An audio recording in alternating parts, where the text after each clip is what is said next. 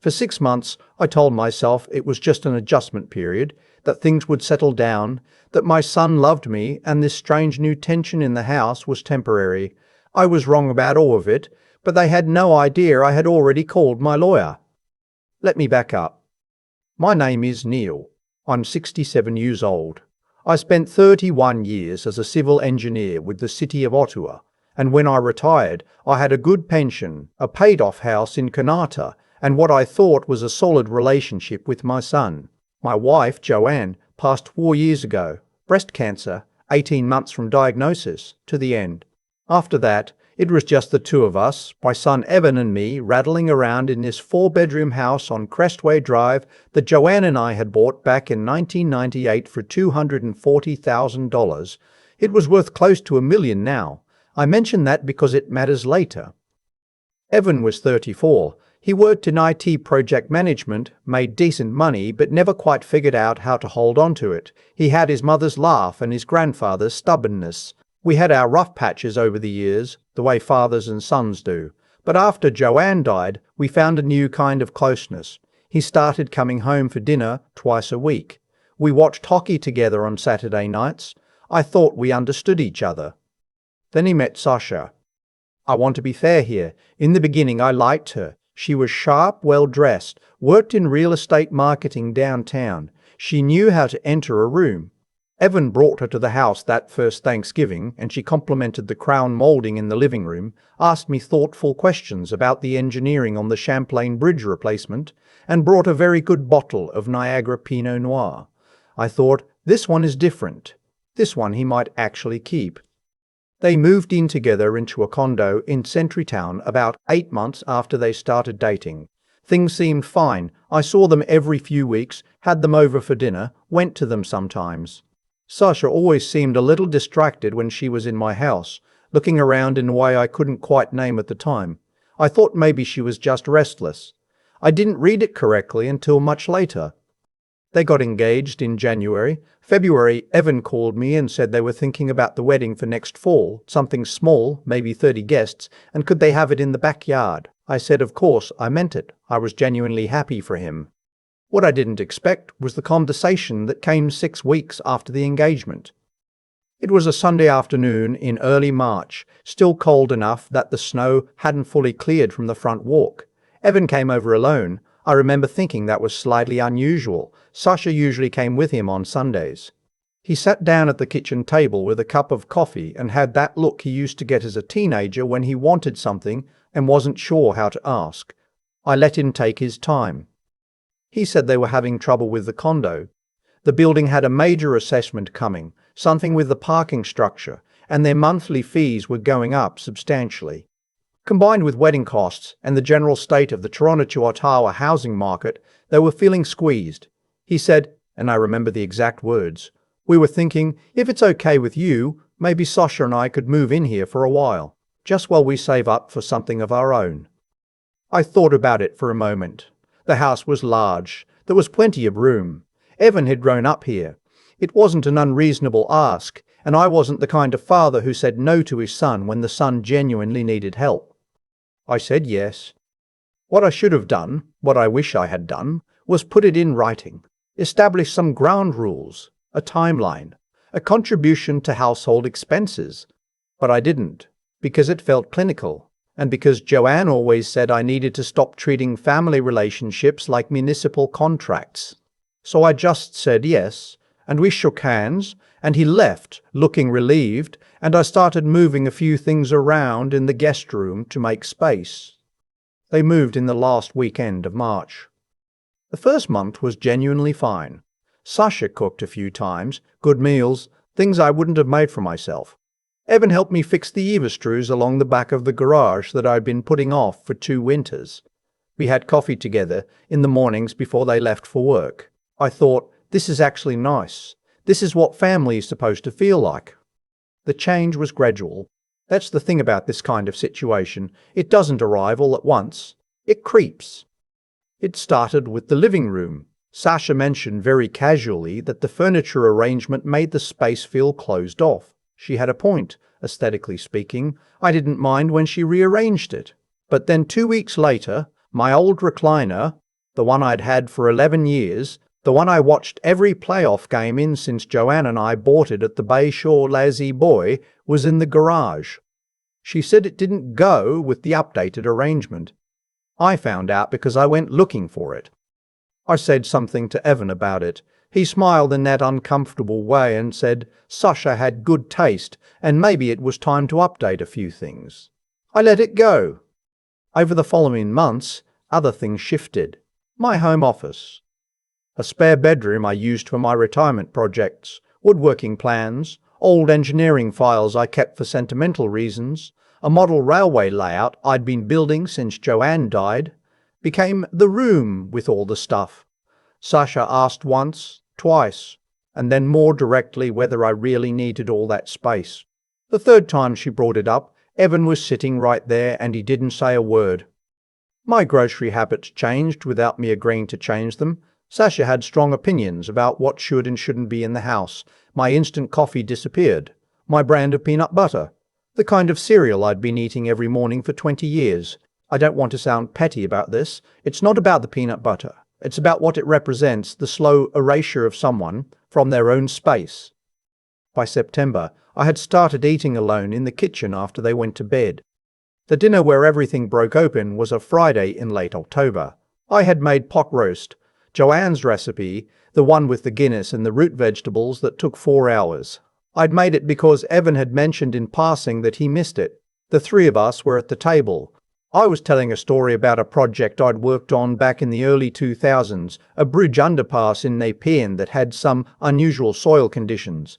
I wasn't even halfway through when Sasha interrupted, not rudely, just completely, and started talking about a property listing she'd seen in Westboro. Evan turned toward her immediately, and the conversation moved on without me. I sat there for a moment, then I started to say something about the project again because I hadn't finished and because it was actually a good story. Evan looked at me with this expression I had never seen on his face before, impatient, slightly embarrassed, and he said, "Dad, she's talking." I put down my fork. There was a silence that lasted maybe 5 seconds, which is a very long time at a dinner table. Then Sasha said brightly, as if nothing had happened, that she and Evan had been talking about their future, about space, about what it would look like when they had children eventually. She said it would be better, for everyone, if I had my own space too, somewhere I could be comfortable, private. She said they'd been looking at the basement. I said, "What about the basement?" Evan cleared his throat. He said they thought it might be better if I moved down there, set it up properly, make it comfortable. He said there was a bathroom down there already, which was true. He said I'd have privacy, and they'd have privacy, and it would work out for everyone. He said it like it was a practical matter, like he was explaining load distribution on a bridge deck.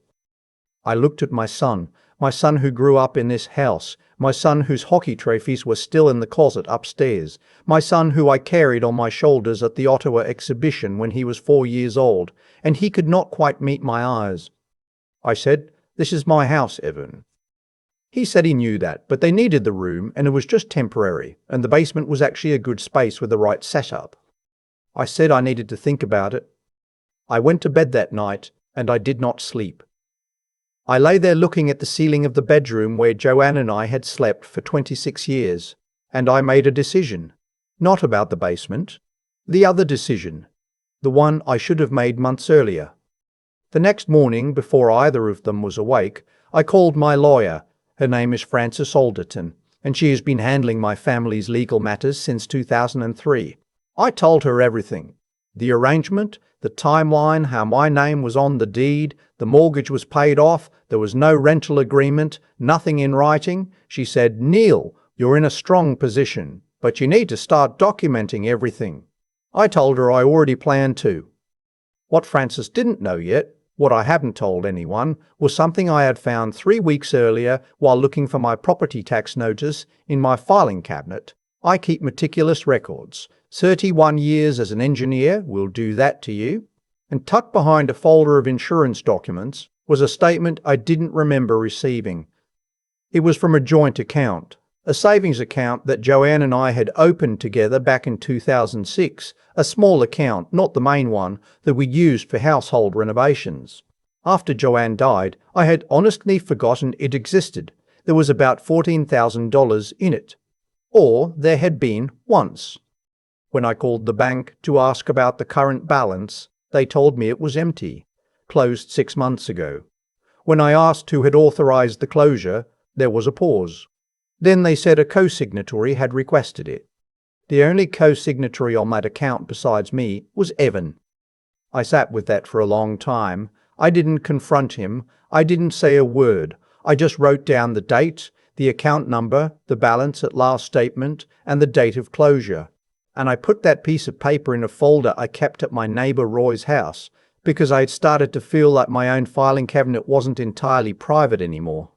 The week after the dinner table conversation, I told Evan I had thought about it and I would try the basement for a while, to give everyone space while we figured out the longer term.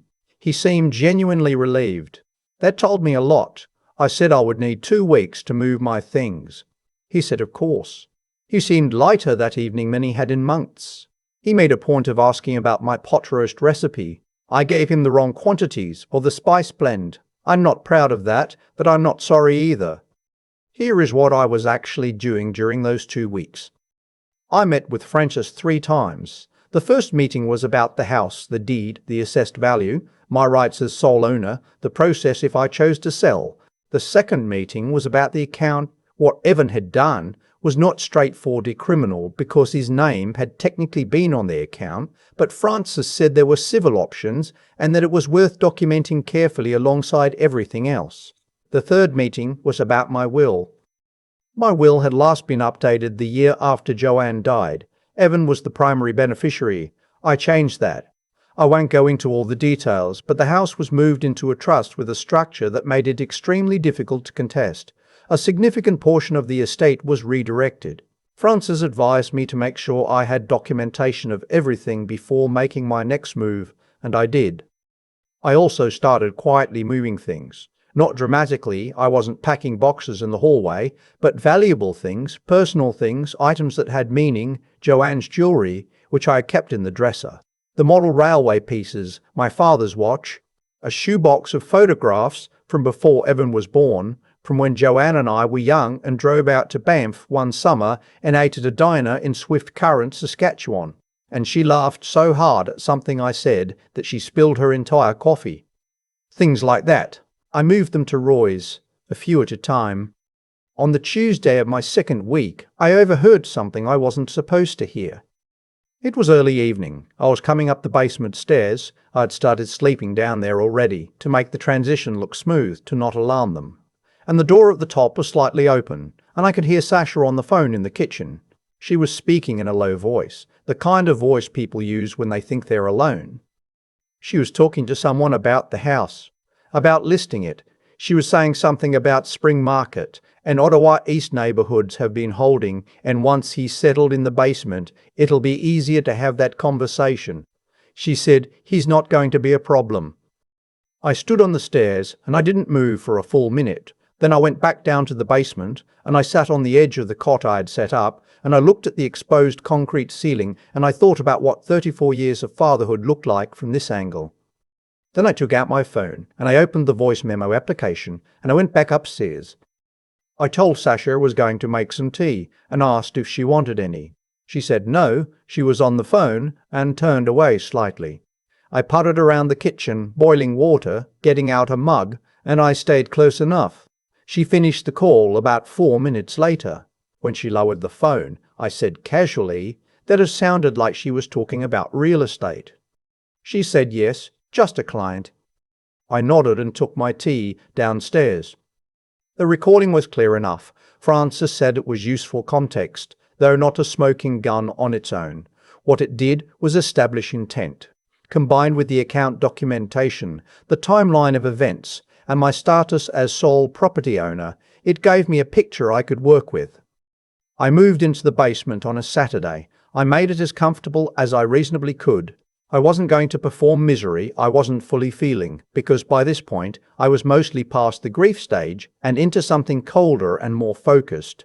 I brought a comfortable chair down. I set up a small lamp. I put a photo of Joanne on the shelf next to the water heater. 2 weeks later, on a Monday morning when Evan had gone to work and Sasha was out showing properties, a locksmith came and changed the locks on the front door, the back door, and the garage. He was finished in 40 minutes. I made him a coffee, ticked him cash, and thanked him. Then I called a real estate agent, not Sasha's agency, a different one, an independent broker named Patrick whom I'd known for years through the neighborhood association. I told him I was thinking of listing in the spring. He came over that afternoon and walked through the house and said, given the size and the Kanata location and the current market, he thought we could get somewhere between 960 and 1.1. He said spring was smart. We listed on March 2nd. I told Evan the night before. I sat him down at the kitchen table, my kitchen table on my chairs, in my house, and I said I had something to tell him. He looked at me with that face again, the one that was waiting to manage me. I said, I'm selling the house. It goes on the market tomorrow morning. You and Sasha will need to make arrangements to be out by April 15th, which is the standard 60-day requirement in Ontario, and I am extending you the same consideration. He stared at me. I said, I also want you to know that I found out about the savings account. I know when it was closed, and I know who closed it. I've discussed this with my lawyer. I'm not going to pursue it criminally because you are my son, and I am not interested in destroying your life. But I want you to understand that I know. He said quietly, Dad. I said I wasn't finished. I told him that his mother and I had worked for 30 years to build something stable, that I had let him and his wife into my home because I believed that's what family does, that I had watched, month by month, while the life I had built here was treated like an inconvenience to be rearranged, and then like an obstacle to be managed, and then, based on what I had heard, like a property transaction waiting to happen. I said, I don't want your apology tonight. I want you to have time to think about what you actually want to say, and I want you to know that I love you because I do and I always will, and that is precisely why I'm not willing to spend the rest of my life in my own basement. He said, Where are you going to go? I said, I'm going to figure that out. That's what I'm looking forward to. The house sold in 11 days. The offer was $990,000, which was a number Joanne and I could not have imagined when we signed those first papers in 1998. I accepted it. Evan and Sasha were gone by April 10th, 5 days early. I don't know where they went first. I heard through a cousin that they were renting a place in Barhaven for a while. Evan texted me twice in those first weeks. I answered both times briefly. We are not close right now. I don't know if we will be again. That is a grief I carry separately from everything else, in a quiet place, and I try not to look at it too directly. What I can tell you is this.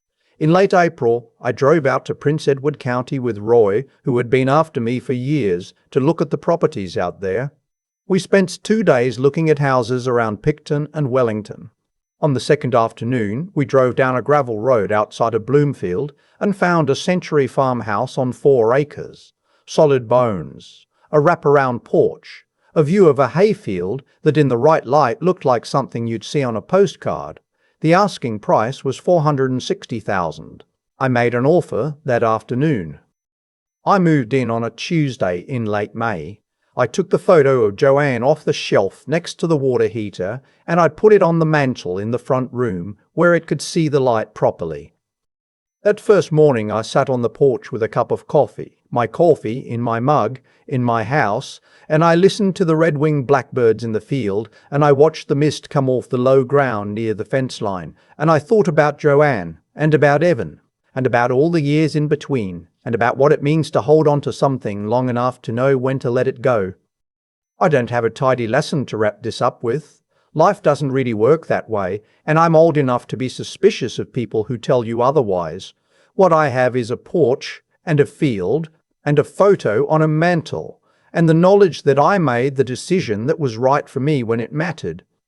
That's enough. Some days it's more than enough.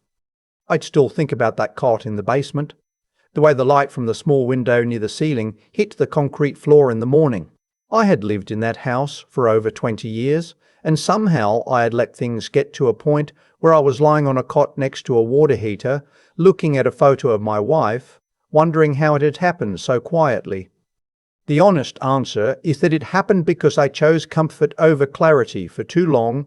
I kept telling myself that Evan loved me, that Sasha would settle in, that the tension would pass, and some of that was probably true. Evan does love me in whatever complicated way he is capable of right now. But love and respect are not the same thing, and I confused them. I kept making excuses for behavior I should have named plainly much earlier. That was on me. What I learned, slowly and not without some pain, is that doing the right thing is not the same as doing the easy thing. When I found out about the savings account, the easy thing would have been to confront Evan immediately, to make it about the money, to turn it into a fight. But I sat with it. I documented it. I spoke to Francis before I spoke to him. That discipline, the willingness to think before I acted, to build a solid foundation before I made a move, that is what protected me in the end. Not anger, not pride, patience and preparation. There is something else I want to say, because I think about it more than I expected to. I was not without fault in how things deteriorated. I said yes too easily at the beginning. I avoided difficult conversations because I didn't want to damage the relationship. I let small things slide until the small things had accumulated into something I barely recognized. The version of me who moved into this house in 1998 would have handled things differently. He was younger, yes, but he was also less afraid of being disliked. Somewhere along the way, I decided to prioritize being agreeable over being honest, and I paid for that. I don't carry bitterness toward Evan. I genuinely don't. What I carry is a kind of grief that I suspect most parents of adult children understand. The grief of realizing that the relationship you thought you had is not quite the one that exists. That takes time to make peace with. I'm still working on it. What I know for certain is this. The morning I sat on that porch in Bloomfield with my coffee, listening to the field wake up, I felt something I hadn't felt in almost 2 years. I felt like myself, and I understood then that your sense of who you are is not something anyone can give you. It's something you have to keep choosing, actively, even when it costs you something, especially then. Neil figured it out late, but he figured it out. And that farmhouse in Prince Edward County with the mist coming off the field and Joanne's photo on the mantel where the light can find it. That is what choosing yourself finally looks like.